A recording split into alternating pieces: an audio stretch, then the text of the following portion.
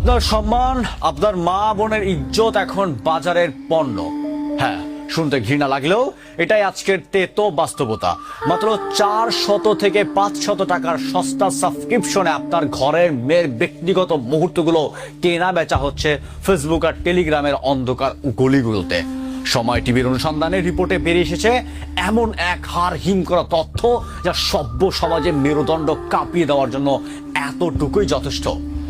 একটু ভাবুন তো, যে বোনটিকে আপনি পরম আদরে বড় করছেন, যে স্ত্রী আপনার সংসার আগলে রেখেছে, তাদের গোপন ছবি আর ভিডিও এখন লম্পটদের মোবাইলে ঘুরছে। প্রতিদিন ধ্বংস হচ্ছে শত শত তরুণীর স্বপ্ন, চুরমার হয়ে যাচ্ছে হাজার হাজার সাজানো সংসার। কিন্তু এই মরণ ফাঁদ পাতা হচ্ছে কিভাবে? কারাই কারিগর? ডিজিটাল হায়নারা আপনার চারপাশেই ঘুরে বেড়াচ্ছে ভদ্রলোকের মুখোশ পরে, অথচ তারা আসলে এক একজন জ্যান্ত পিশাচ। আজ আমরা উন্মোচন করব সেই গোপন সাম্রাজ্যের নগ্ন রূপ। আজ কথা হবে সেই ডিজিটাল কসাইখানা নিয়ে, যেখানে পশুর চেয়েও অধম কিছু মানুষ তিলে তিলে মারছে আমাদের সমাজটাকে।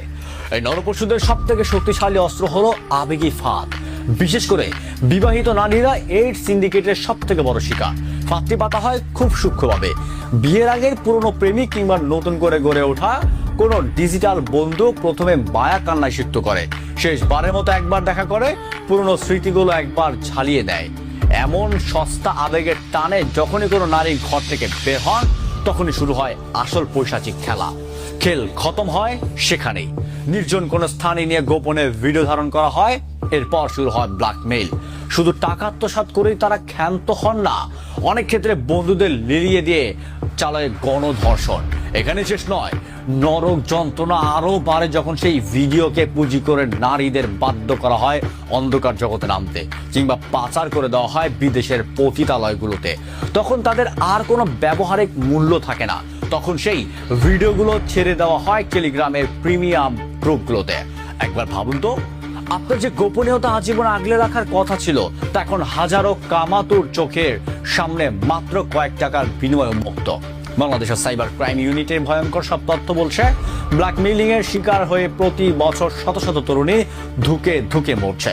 কারো ভাঙছে বছরের পর বছর তিল তিল করে সাজানো সংসার, কেউ বা সমাজের লোকলজ্জায় ভয় নিজেকে চিরতরে ঘরবন্দি করে ফেলেছে।